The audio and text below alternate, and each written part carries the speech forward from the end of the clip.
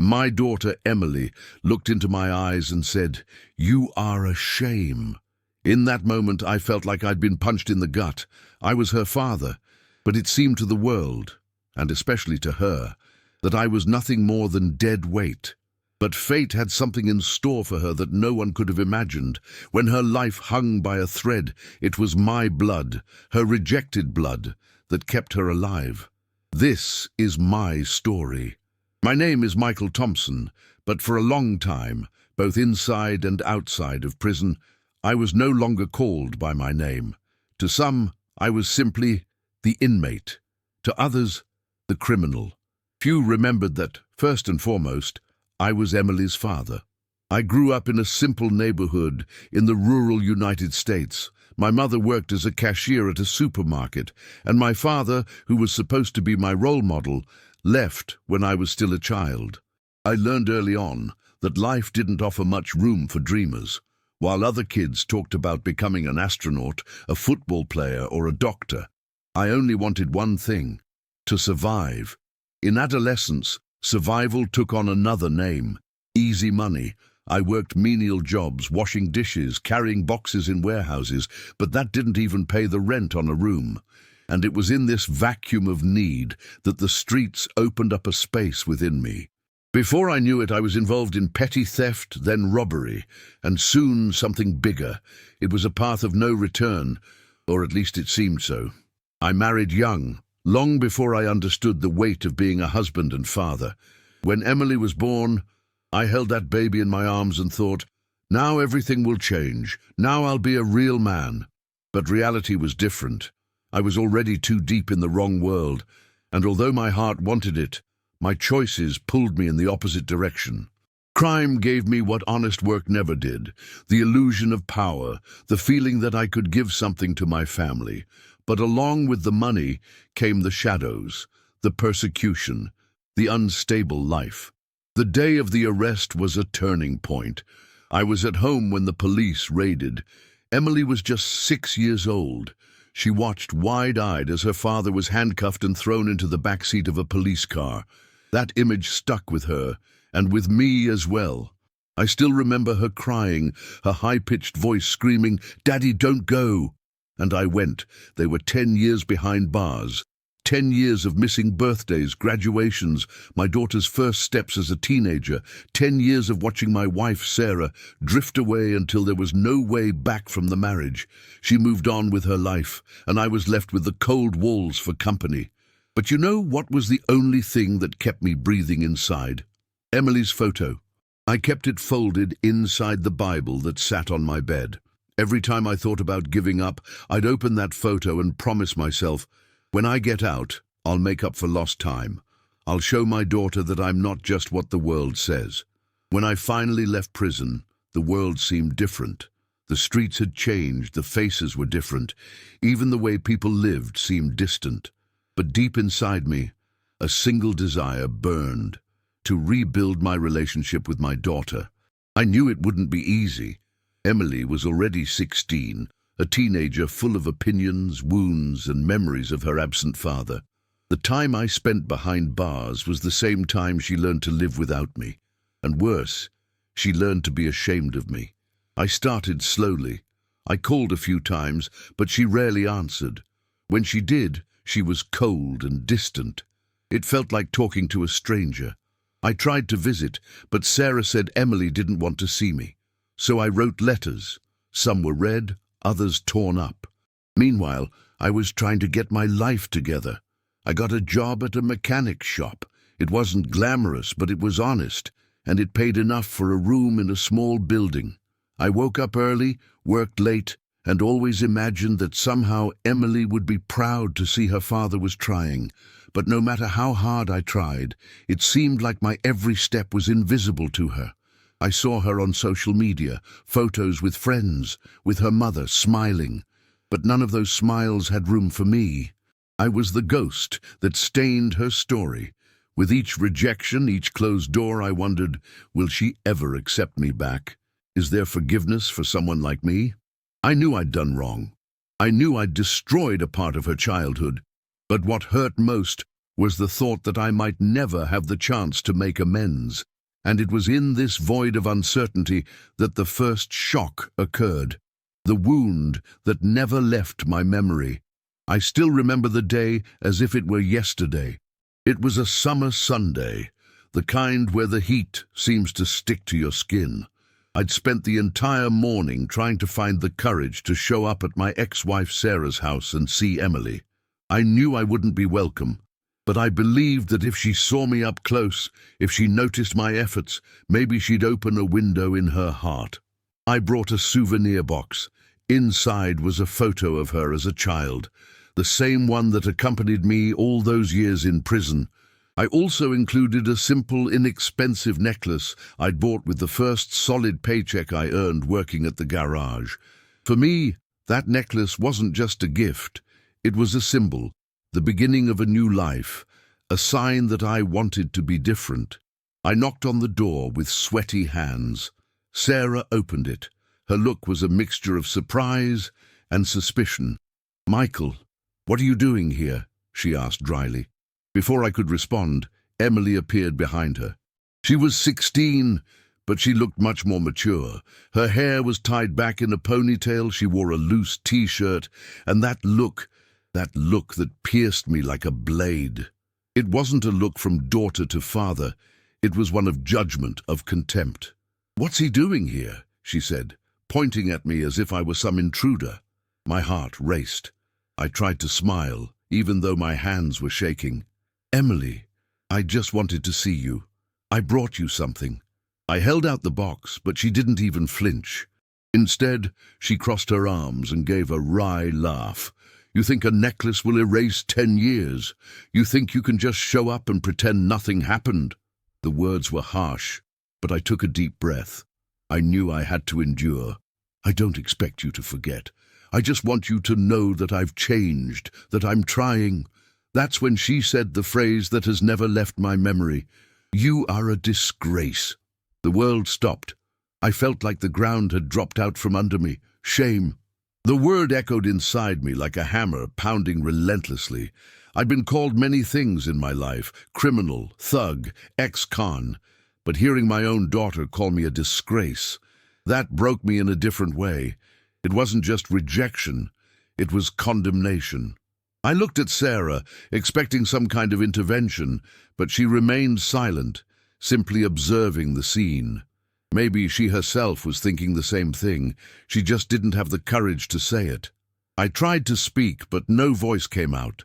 The box containing the necklace fell from my hands and hit the floor. Emily didn't move to pick it up. She just stared at me coldly. "Go away, father," she said, and that last word sounded more like irony than blood bond. I left the house with shaky legs, feeling the weight of each step. On the way to the workshop, I cried like I hadn't cried in years. I cried like a boy, not a man. Inside the cell, I had learned not to show weakness, to hold back my tears.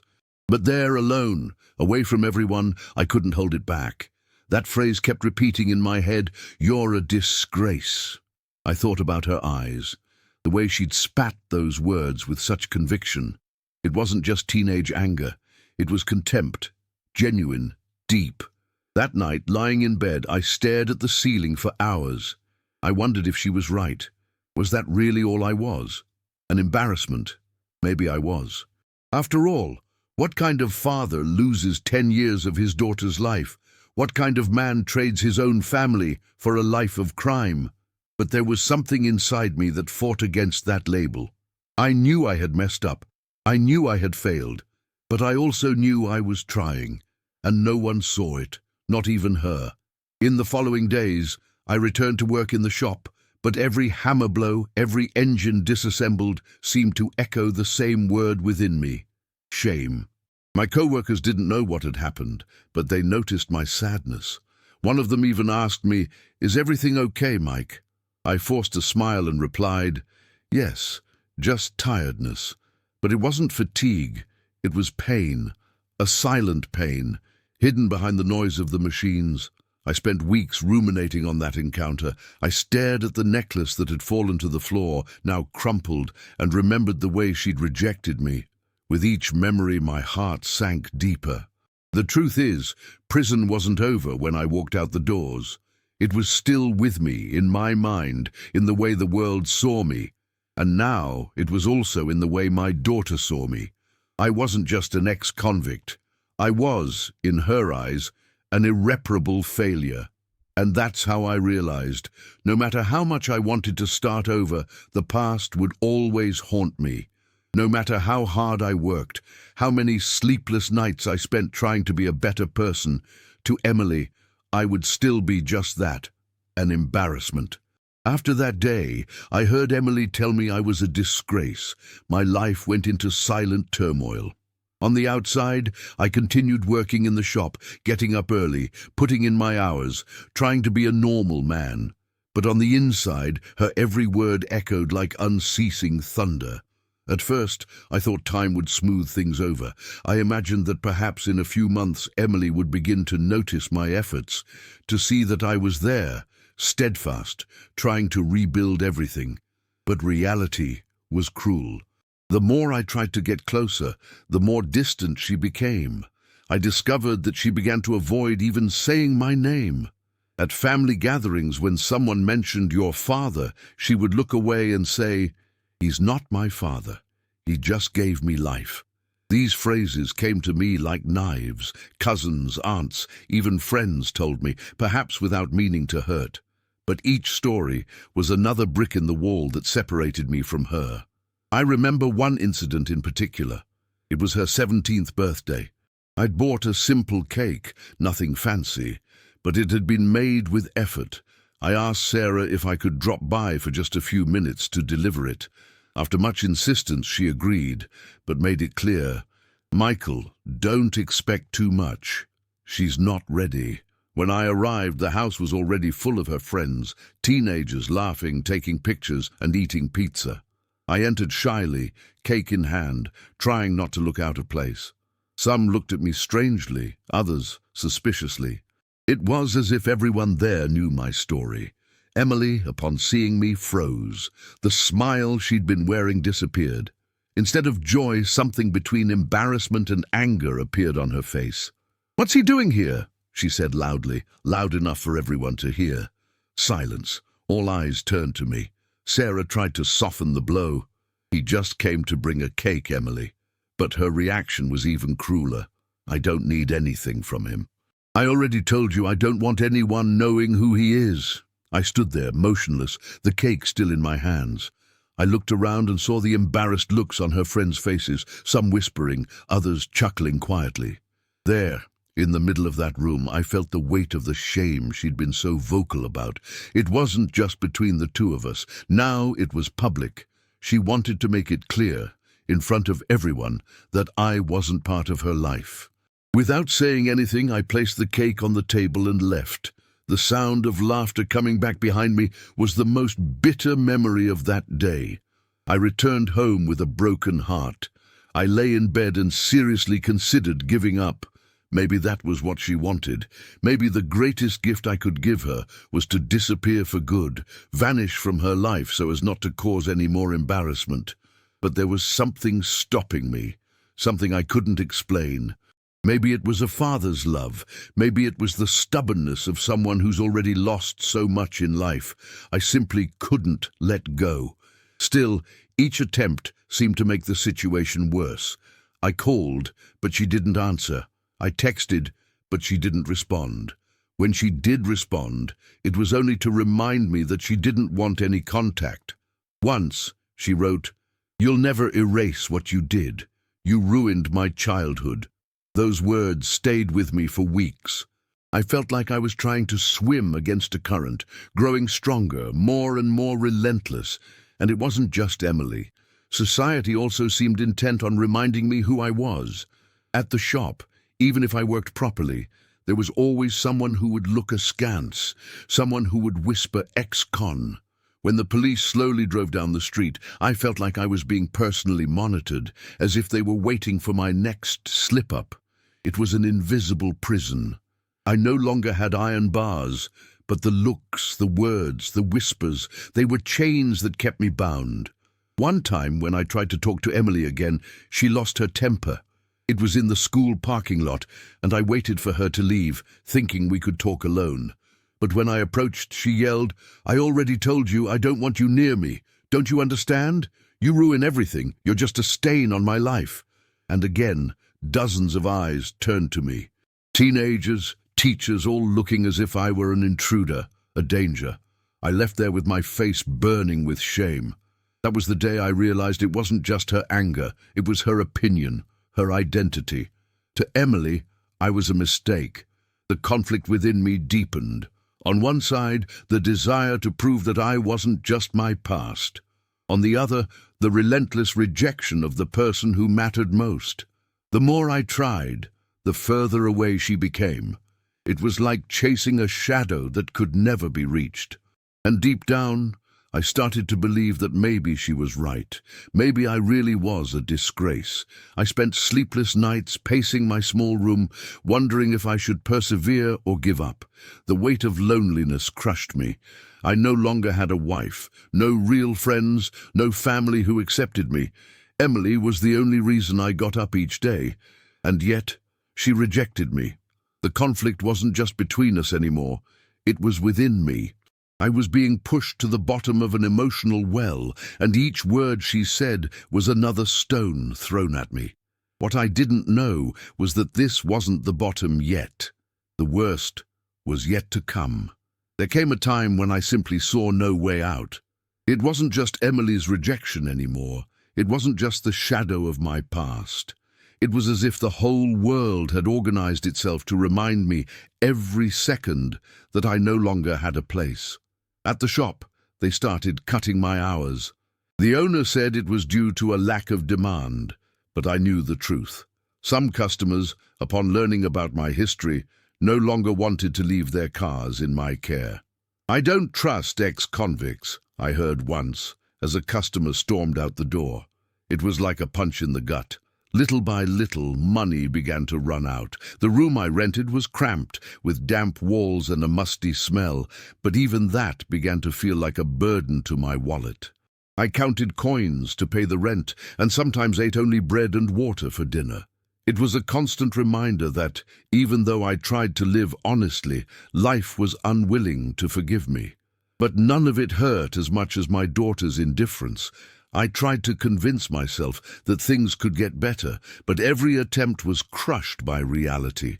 I remember one night in particular when I texted her, "Emily, I know you don't want to talk to me, but I just want you to know that I love you. I'll always be here if you need me." She didn't respond. The next day, I discovered on social media that she had posted a sentence. "Sometimes cutting someone out of your life is the only way to breathe." There was no name, but I knew it was for me. It was at this point that something inside me broke completely. I started drinking. I'd never been much of a drinker, not even in prison, where alcohol was smuggled and dangerous. But out there, alone, the bottle became my companion. The first sip burned, but afterward it brought momentary relief, a silence inside my head. It was as if the pain had lessened, at least for a few hours, but the effect wore off quickly, and when it did, reality returned, even more cruel. One night, completely drunk, I sat on the edge of my bed with Emily's photo in my hands. The same old photo of her as a child, with that smile that was no longer there. I looked at that face and cried until I gave up. I was no longer the man in that photo. I was no longer the father with that smile. I was just the failure that remained. The bottle fell to the floor and shattered. The scattered shards reflected the dim light from the lamp, and for a moment, I considered using them. I considered ending it right then and there, putting an end to this seemingly endless pain. My mind felt dark, heavy. I wondered, if I disappear, will anyone miss me? Will Emily cry? Or will she even feel relieved deep down? These thoughts haunted me for days. I went to work, but I wasn't there. My hands worked on the engines, but my mind was far away, lost in a fog of pain and hopelessness, until an episode happened that was, without a doubt, rock bottom. One day, I was invited to a meeting at Emily's school. It wasn't often that I was invited, but Sarah insisted I go. She said that as a father, I should be there. I believed for a moment that it might be a chance to show my daughter that I still cared. I put on my best shirt, which in fact was the only one without grease stains, and went.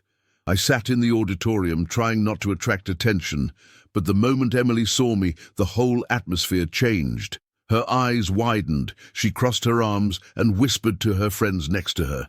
During the presentation, at a point where parents were invited to participate in an activity, she refused to come on stage with me. She said loudly, "I don't want him here."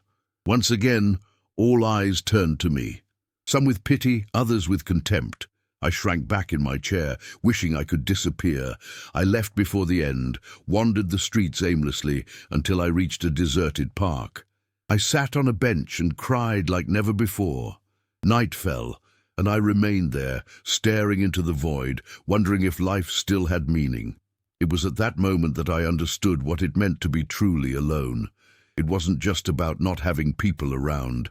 It was about feeling that, even though I existed, I no longer had a place anywhere.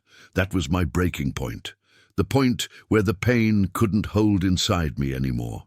The point where I seriously considered giving up on everything. If I had made a wrong decision that night, perhaps my story would have ended there. But somehow, a tiny spark, almost invisible, still burned within me. And it was this spark that kept my heart beating, until the day fate would present me with a choice that would change everything. Even at my worst, something small and unexpected managed to enter my life like a fossil of light. It wasn't a grand cinematic moment, nor did it come in the form of a miraculous encounter or heroic words. It arrived small, almost timid, and for that very reason, it was able to take root where I needed it most, inside my chest. The shop, where I spent most of my days, was also the place where I learned that life reveals itself in the simplest things. One morning, while tuning up the engine of an old car, the shop owner, a veteran named Jack, approached me and offered me a brochure. It was about a night welding and maintenance course, a certification opportunity for workers like me who were looking to start over. At the time, my reaction was automatic. I thought I didn't have the time, that I didn't have enough money, that so much was weighing me down. But Jack, who had known me for months and seen my effort, looked at me seriously and said, "Mike, sometimes we need something to lift us up. It can open doors for you." Those words were more than encouragement. They were a push. I signed up for the course half-heartedly, only at his insistence. The first few classes were strange. I arrived with calloused hands, my head full of stories, and sat next to young people who had never seen me behind bars. I didn't talk about my past. It wasn't the time. I preferred my work to reflect who I was now. Over the weeks, I learned new techniques and gained confidence in abilities I didn't know I had. Gradually, the course became a routine, something that filled the hours with purpose and helped me sleep more soundly. I met people who believed in me even before they knew my story. And that was, in some ways, a healing that Emily's words couldn't. But the most concrete sign of hope came on a rainy Tuesday. I was walking back from class, drenched, when I spotted a familiar figure hurrying across the street. It was Emily. My heart leaped so hard, I nearly dropped my tool bag. She didn't see me right away. She was walking with her head down, holding a briefcase. I considered turning and disappearing, for fear of rejection. But something inside me pushed me back, and I called out softly, "Emily!" She stopped, turned slowly, surprised to find me. Her first instinct was to recoil, as if I were a strange animal. Yet there was something different in her gaze. It wasn't just the familiar contempt. There was a weariness, a fragility that hadn't been there before. The weather yesterday, the fights, adolescence, all of it seemed to have left its mark. "What do you want?" she asked, hunching her shoulders into a shield. "I just wanted to know if everything was okay," I replied, my voice trembling. "You look tired." She sighed and looked down. For a moment I thought it would end there. But instead of sending me away, Emily said something I didn't expect. "I have an extra class today. Can I ask you a favor?" I asked her to continue. She explained quietly that she was volunteering at a school community center, helping younger children with their homework, and needed someone to pick up some materials that had been left in my workshop by mistake. The teacher in charge had called her mother, and Sarah couldn't come get them. Emily asked, almost embarrassed, could I go and get the boxes? Inside, I felt a mixture of joy and fear. It was a chance to do something useful, to help my daughter, and maybe show up without fanfare. I agreed without thinking. I grabbed the boxes, packed up the tools, and headed to the community center, a simple place with peeling paint, but filled with children's voices that warmed the place. Upon arrival, I was greeted by a group of curious children. The teacher, a calm woman named Mrs. Parker, thanked me and invited me to stay for a few minutes. While I waited, I saw Emily working diligently, helping a shy girl put together a worksheet, correcting a boy who had difficulty reading. The scene hit me right in the chest. There was my daughter, not as the distant girl who rejected me, but as someone who carried responsibility, compassion, and a willingness to help, attributes I always admired in her when I was little. When the delivery was over, Emily came over to me. She didn't say much. She watched my face with an expression that mixed wariness and something like recognition. "Thanks for helping," she murmured. Those 3 words were like a bolt of lightning. It wasn't forgiveness, far from it, but it was a minimal acknowledgement. For the first time in a long time, I felt there was a possibility of reconstruction. Not immediate, not guaranteed, but real. It wasn't just an act. It was a sign that perhaps things could change if I stayed there, persistent, without easy expectations. That day, I walked home with empty boxes, but my heart fuller than before. The welding course, Jack's invitation, Emily's timid request, everything added up like small bricks that built a bridge between the past and a possible future. In the weeks that followed, I maintained a routine: classes, workshops, small discreet visits when requested. I didn't force contact, I didn't imagine miracles, but every small gesture from Emily, a restrained smile, a thank you, was fuel. And I, who had already hit rock bottom, learned to celebrate even the smallest signs. Over time, I realized that hope isn't an explosion, but a sum of small things that, together, make it clear there's still a path. And for the first time in a long time, I felt like maybe I could walk it. As much as life had given me small signs of hope, I never imagined the turning point would come in such a brutal and unexpected way. Until that moment, I still believed my story with Emily would be one of silence, distance, and a few rare breaks. But fate, with its painful irony, chose another path. It was a Saturday morning. I was fixing a car in the shop when my cell phone rang. The number was unfamiliar. I answered without much rush, but the voice on the other end was shaky, almost desperate. "Michael, it's Sarah." My heart was already racing. Sarah hadn't called me for anything in years, except to keep me at a distance. "It's Emily," she said between sobs. "She's in the hospital." The tools fell from my hands. The world spun around me. All I heard next was a blur of words: fainting, hospitalization, emergency. I ran out of the workshop without even changing my clothes, caught the first bus that passed, and went straight to the hospital. When I arrived, I found Sarah sitting in a chair, pale, her eyes red from crying. "What happened?" I asked, almost breathless. "She had internal bleeding. The doctor said she needs a blood transfusion urgently." In that instant, time stood still.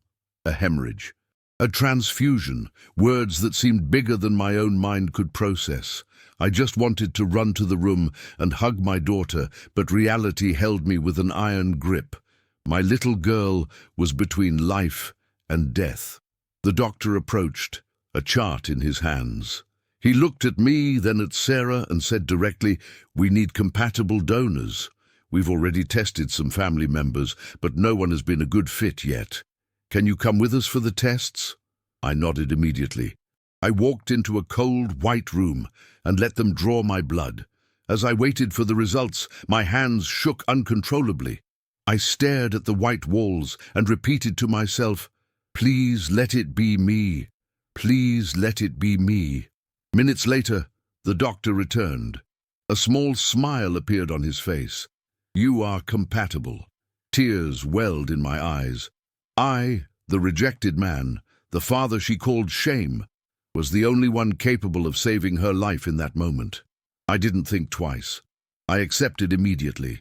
They laid me down on a stretcher, connected the needle, and I watched my blood trickle into the bag that would soon be taken to my daughter. I felt no pain, no fear. On the contrary, I felt something I hadn't experienced in years: usefulness. For the first time, I knew I was doing something right, something that truly mattered. As the blood drained from me, I remembered every cruel word she had said. I remembered the birthday party where I'd been humiliated, the school reunion where she'd rejected me, the phrase that still echoed, "You're a disgrace." And yet, there was no resentment inside me. There was only love. After the procedure, I waited in the hallway, still a little dizzy but at peace. Sarah walked past me and, for the first time in years, put her hand on my shoulder. "Michael, thank you." I just shook my head. It wasn't for her that I was there. It was for Emily. It had always been for her. Hours later, I was finally allowed to see her. I entered the room slowly, my heart racing. Emily was lying there pale, hooked up to wires and machines. But she was breathing. She was breathing with the help of my blood. When I opened my mouth to speak, she opened her eyes. Her gaze met mine, and for a moment I thought the same coldness would come over her as always, but no. This time her eyes were filled with tears. "Father," she murmured, her voice weak. That word, spoken without irony, without contempt, struck me like a bolt of lightning. It was the first time in a long time that I had heard her call me a real father. I sat beside her, held her cold hand in mine, and couldn't help but cry. The tears flowed uncontrollably. "I'm here, Emily. I've always been." She tried to speak, but her voice faltered. She just squeezed my hand, as if apologizing without needing words. That's when the turning point happened. It wasn't just the transfusion. It wasn't just the blood coursing through her veins now. It was the greatest symbol of all. I, the man scarred by the past, had finally found a way to prove I was still needed, that I was still a father. In that hospital room, I realized that life sometimes gives us chances for redemption in the darkest moments, and that even when the whole world seems to turn its back, a single gesture can change everything. I didn't know what would come next. I didn't know if Emily would forgive me completely, if our relationship would be rebuilt from scratch. But in that moment, I didn't need future promises. It was enough to know that she was alive, that my blood pulsed within her, and that finally, perhaps, she would see me differently. The turning point wasn't just hers, it was mine too. For the first time, I felt stronger than my past. I believed the blood transfusion would be the end of my struggle, as if after that gesture everything would resolve itself. But the truth is, life doesn't work that way. The past doesn't disappear with an act of heroism, and wounds don't heal overnight. The turning point had indeed occurred, but the final confrontation was yet to come, not only with Emily, but also with myself, with all the voices that had haunted me for years. The days in the hospital dragged on. I slept in uncomfortable chairs, my body aching, but I never left Emily's room. Sometimes she let me in. Other times she asked to be left alone. I respected her. Every minute she allowed me to be there was more than I'd had in years. Sarah, at first, seemed uncomfortable with my presence there. I could see the doubt in her eyes. Had I truly changed, or was this just another mask? But time showed that I wasn't there to prove anything to anyone, just to be present. And little by little she relaxed, until the afternoon came when everything exploded. Emily was sitting up in bed, a little stronger, and called to me in a low voice, "Dad, close the door. I want to talk to you." My heart raced. I closed the door, pulled the chair close to the bed, and sat down. The initial silence was suffocating. I saw a storm in her eyes, as if she were fighting something she desperately wanted to say. "I hated you for many years," she began bluntly. "When you were arrested, I was just a child, and I didn't really understand. But as I grew up, I began to realize what it meant to have a father in prison. At school, my classmates mocked me. On the street, people whispered. I carried that shame every day." I swallowed hard. Her words were sharp, but I knew I needed to hear them. "And when you came back, I had already learned to live without you. I had already convinced myself that it was better to have no father than to have a father like you. That's why I said those things. That's why I rejected you so many times." Tears began to stream down her face. My instinct was to take her hand, but I hesitated. I wasn't sure she'd let me, so I stood there, just listening. "But when I woke up and heard that it was your blood that saved me," she continued, her voice breaking, "I realized I could no longer run from the truth. I can deny your past. I can say I'm ashamed of you, but I can't deny that you're my father. You're a part of me." It was as if a knot inside my chest had been released. Tears streamed down my face without me being able to hold them back. "Emily," I said, my voice trembling, "I know I failed. I know I left you alone in the most important moments of your life, and I would give anything, absolutely anything, to take it back. But I can't. What I can do is be here now, every day, for as long as you let me." She looked at me, and in that look there was no longer just anger. There was pain, yes, but there was also vulnerability. "I don't know if I can forgive you yet," she said softly, "but I want to try." It was the confrontation I'd been waiting for years. It wasn't an immediate apology. It wasn't a full acceptance. But it was the first time she'd left a door open. Just then, the bedroom door opened. Sarah walked in and saw us crying. She remained silent, as if she understood something important was happening. But soon, as expected, the old tensions returned. "Michael," she said, crossing her arms, "you know Emily needs stability. Do you really think you can give her that?" Those words hit me hard. It wasn't just Emily I had to face. It was also the distrust of the one who had always been there when I wasn't. I took a deep breath and replied, "I won't promise perfection, Sarah. I've promised too much in the past and not delivered, but I can promise presence. And sometimes that's all a father needs, to be present." The silence that followed was heavy. Emily looked at me, then at her mother. Finally, in a weak voice, she said, "I want him to stay." It was like a blow to the chest, but this time a relief. Sarah sighed, resigned, and didn't argue any further. That night, lying on a hard chair, I realized that the real confrontation wasn't just external, it was internal. I needed to confront the man I was, accept my flaws, but also believe that I had the right to a second chance. For the first time in a long time, I didn't see myself as just an embarrassment. I saw myself as someone who, even with scars, could still be useful, could still be a father. This was the climax of my story, not a scream, not a physical fight, but a clash of truths. The moment we let our masks fall and spoke from the heart. I didn't leave that hospital a completely redeemed man, but I left with something I hadn't had in years, real hope. The confrontation had happened, and I survived it.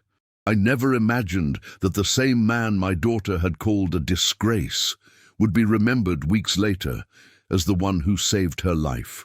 Not by public recognition, not by medals or newspaper headlines, but by the quiet transformation that began within Emily and that spread to everyone around her. After the transfusion and the confrontation we had in the hospital, something changed between us.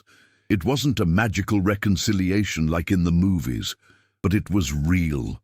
Emily no longer treated me like an unwanted stranger. She began to allow me to be present. Small gestures, like letting me sit next to her during lunch at the hospital, meant the world to me. The most incredible thing was seeing how the people around me began to see this change. Her friends, who had previously laughed and whispered around me, now looked at me with respect. Some teachers even greeted me in the hallway, as if the mere fact that I had donated my blood was enough to rewrite my story. But what struck me most was Emily's own attitude. One day, during recovery, a nurse came into the room and asked, smiling, "Emily, did you know that it was your father's blood that kept you alive that night?" I held my breath, waiting for her reaction. Emily was silent for a few seconds, then smiled shyly and replied, "I know, and I will never forget." That sentence echoed through me like a balm. I'll never forget it. It wasn't an apology, it wasn't an explicit forgiveness, but it was a promise that for the first time I would leave a good mark on her life. When she was discharged, Emily surprised me even more. In front of her mother, some friends, and even neighbors, she said, "Mom, I want Dad to come home with me." Sarah's eyes widened in surprise. I was also speechless, but Emily was firm. For the first time, she called me Daddy in public, without shame, without fear. That moment was my poetic revenge, not against my daughter, but against the label society had imposed on me. I, who had previously been the source of her shame, was now a source of choice, of acceptance. Life didn't change overnight. I still faced dirty looks, I still had to fight the stigma of being an ex-convict, but something inside me had shifted. I no longer carried that feeling that I was always trying to prove myself and failing, because deep down I had already achieved what mattered most, my daughter's recognition. Little by little we began to rebuild our relationship. We went for short walks, had coffee together, and she even shared details of her school life with me. I hung on every word like a treasure. One time at a simple dinner at home, Emily held my hand and said, "Dad, I know we'll never erase what happened, but I want you to know that I'm willing to move on. I don't want to live stuck in the past anymore." It was at that moment that I realized redemption wasn't just mine. It was hers too. Emily needed to free herself from the weight of shame she carried because of me, and somehow fate gave me the chance to help her shed it. And as if the universe wanted to reinforce this change, something even more symbolic happened. A few months later, there was a community fair in town, organized by Emily's school. Entire families participated, each responsible for a food stall or activity. Sarah called me a little awkwardly, asking if I'd like to help. I almost couldn't believe the invitation. On the day of the event when I arrived, I saw Emily waiting for me in front of a used book stand. She was wearing a name tag that said volunteer, and when she saw me, she smiled in a way I hadn't seen in years. "Daddy, can you help me here?" she said loudly in front of everyone. The people around heard it. Some looked at each other in surprise. Others smiled discreetly. For me, it was as if the world had stopped. My daughter called me Dad in public without fear. I spent the day with her, selling books, helping children choose stories, and even laughing at silly things only we understood. It was the first time I felt the wall between us truly begin to crumble. At the end of the event, as we were packing up the boxes, Emily hugged me. It wasn't shy or forced. It was sincere, tight, and full of warmth. "Thank you, Dad," she said. "I'm proud of you." I cried right there, not caring who I was watching. I cried because after years of being seen as a disgrace, I heard from my own daughter that I was a source of pride. That was worth more than any acquittal, more than any sentence served. This was my redemption. Not because the whole world forgave me, but because the only person who truly mattered gave me a second chance. This poetic revenge wasn't against those who pointed fingers or laughed at me. It was against fate, which seemed to have written my story as a failure. And this time, I rewrote it. When I look back and remember everything I've experienced, I feel as if I've crossed an endless desert. There were years of darkness, pain, and guilt. There were nights when I thought about giving up, when the word shame seemed to be my true name. There were days when the loneliness was so heavy I could barely breathe, but those years also taught me that life is made of unexpected twists and turns, that even the most rejected man can be given a second chance, that even a broken father can be rebuilt by the simple desire to love his daughter. Emily was my greatest wound and also my cure. She was the one who spoke the harshest words to me, who showed me how much I had failed. But she was also the one who gave me the opportunity to prove I could be different. Not with speeches, not with promises, but with actions, with blood, literally. After that episode in the hospital, our relationship didn't transform overnight. We still had difficult moments. There were still uncomfortable silences, mistrust, and open wounds. But step by step, we learned to walk together. Today, when I think of the word father, I no longer think of the shame I once carried. I think of the honor of having someone who, even after everything, decided to call me that again. I think of the hug I received at the community fair, the shy smile that became constant, the "I'm proud of you" that echoes within my chest to this day. I've learned that it's not about erasing the past. It will always be there, etched on me like a scar that never fades. But scars aren't just reminders of pain. They're also proof of survival. I carry mine like one carries war medals, reminders of having fallen, but also of having risen. And in the end, that's what I got. Not a perfect life, but a chance to start over. I continue working at the workshop, now with more stability.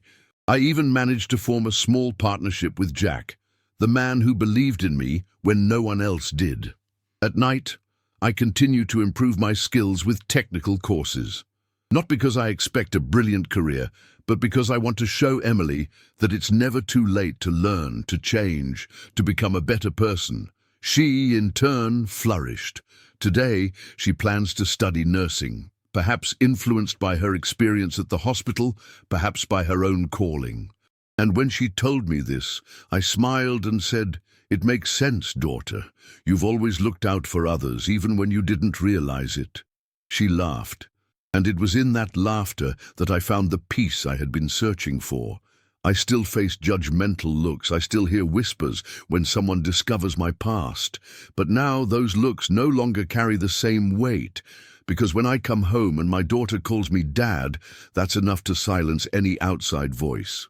What I've learned throughout this journey is simple yet profound. True love doesn't need to be perfect. It needs to be persistent. It needs to withstand time, neglect, and failure.